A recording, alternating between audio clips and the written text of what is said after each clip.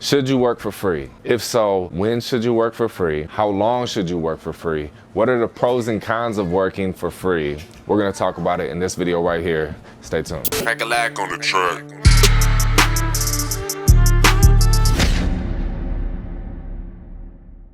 What's up everyone, my name is Cracka Lack. Welcome back to Cracka Lack TV. In today's video, we're gonna talk about should you work for free? What are the pros and cons of working for free? And then I'm gonna give you my advice. If I were to start over today, would I work for free? And how would I leverage free work in my favor? Whether you're a videographer and you're wondering, should you shoot a music video for free? Music producers, should you give away beats for free? Artists, should you do some features for free, shows for free? All of that falls into this same category, and I'm gonna touch on all that in this video. If you're new to the channel, make sure you subscribe and hit the bell to be notified for future good ass content just like this right here. First, we're gonna start with the pros of working for free. In the beginning, you have to have something to show in order to get booked. If you shoot music videos and you approach me and say, hey man, I shoot music videos, my first response is gonna be, where can I check out your work? If you don't have nothing for me to check out, I'm not going to book you. No matter how good your gift of gab is, it's gonna be very difficult to sell someone on your skills without having something to show for it. Another pro is building up your portfolio, building up your resume. So that way you have more work for people to see when they're trying to book you. And also when you're just trying to put that work out there for people to see to book you. Another pro is opportunities. Let's say there's a big artist in town and he's looking for a camera guy, and you know that, hey man, this guy's got a decent following, and if I shoot his music video, if I produce a song for him, I'm featured on this song, it's gonna be great exposure, it's a big opportunity, and also networking, building relationships. Getting in there with the people in the beginning, let's say you do some free work, you get in there, you start building that relationship, and then they see how good you are at doing what it is that you do, then they'll actually want to pay you to do it after. You're just doing the free work to get your foot in the door. Another pro is exposure. More eyeballs on you. So in the beginning stages, you're just trying to get out there. Once you're kind of out there, you're gonna learn a lot more about marketing. And if you spend X amount of dollars, how many people can you potentially reach that'll see your work, that'll hopefully in return book you? So let's say you have an opportunity where, hey, this person gets 100,000 views when they put something out. When you break down the numbers, and let's say you're thinking, well, normally I'd want $200 or maybe $300. Once you start getting into advertising, you'll learn that when you spend X amount of dollars, you can reach potentially this amount of people.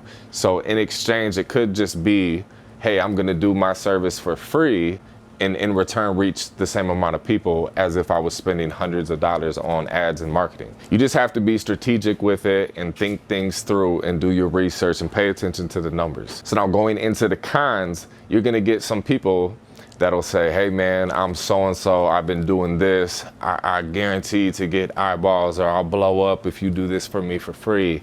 And 9 times out of 10, any person that says those words or has that approach can never back it up. So another con would be it's not worth it. It's not worth the exposure that you would get in return from doing it. Let's say it's a very local artist and they might only get 50 views on a project.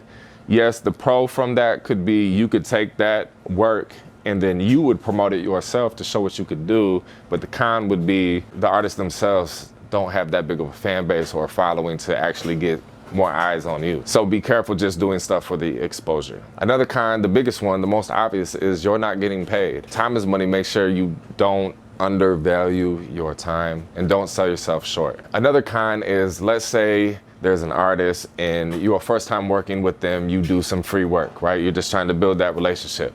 Put yourself in their shoes. They worked with you one time and you did it for free. So now the second time around, they may end up starting to expect you to work for free. And so then when you're finally like, hey man, so this next time I'm gonna charge you $300 for that beat, or this next time I'm gonna charge you $300 for that music video, they're like, what you mean? You just did that one for free. Like, come on, let's do another one, let's do another one. So a great way to prevent this from happening is establish that from the get-go. So maybe say, hey man, I'm just trying to get my name out here, so I'm down to do one beat for you for free. I'm down to do one music video for you for free. But after this, I am going to charge, and my prices are gonna be about this to this. Just establish that from the get-go, so that way they know, like, hey man, this is a one-time thing. It's not forever. This ain't a long-term commitment. This is just a one-time freebie. And even if you don't have your pricing already in mind, Just let them know that you are going to be charging in the future. That's all you need. Another con is attracting the wrong customers. So throughout my career, in the very beginning when I was charging very little for my services, those were some very picky customers that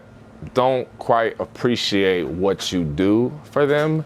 And as I progressed through my career and my prices have went up, I would say the quality customers that I work with today are a lot better than the quality customers that I work with in the beginning. With a lot of cameramen that I talk to that I know charge maybe a third or a quarter of what I charge for music videos, they tell me a lot of horror stories, and I'm thinking I would never in my life even deal or do business with that type of customer. However, when you're doing really cheap work or free work, you're going to attract a lot of the wrong customers. So that's a con right there. Another con is people not taking you serious. Let's say you're the man, the go-to guy for beats, the go-to guy for music videos, and let's say an opportunity comes up and an artist wonders what you charge.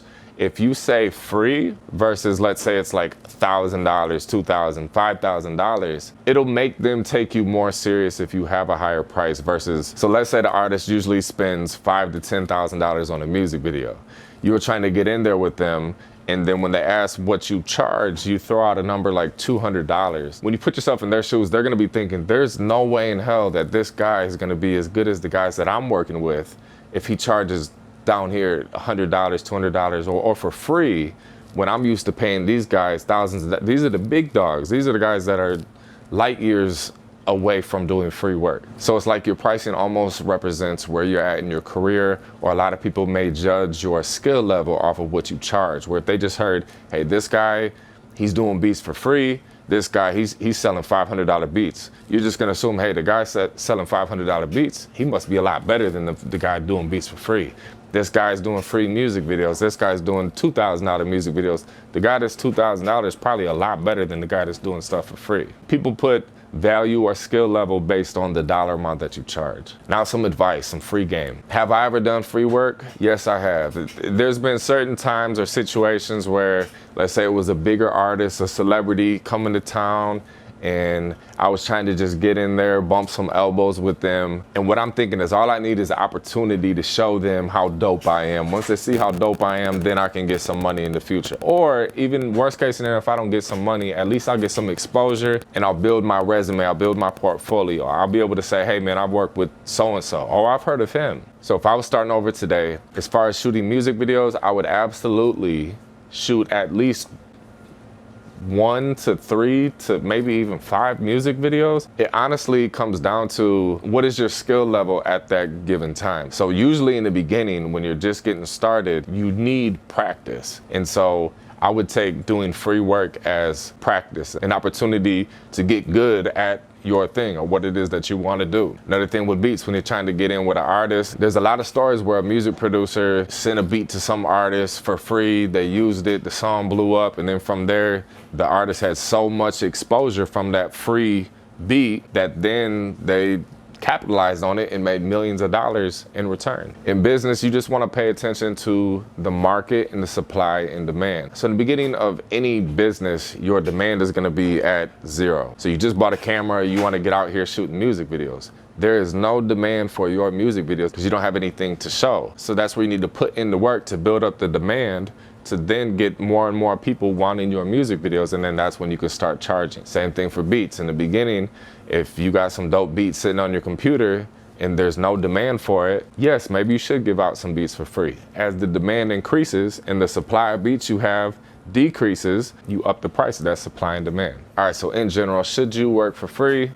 It depends. There's always going to be pros and cons. You just have to pay attention to all of the details, the numbers, weigh the pros and cons with where you're at in your career at that given time. If you enjoyed this video, give it a thumbs up. Let me know your guys' thoughts in the comments below. Speak on your experience with doing free work. Have you done free work? What did you learn from doing free work? If you have any questions for me, drop them in the comments and I'll do my best to get back to each and every one of you. Subscribe and hit the bell to be notified for future uploads. I'll see you guys in the next video. Cracka Lack TV.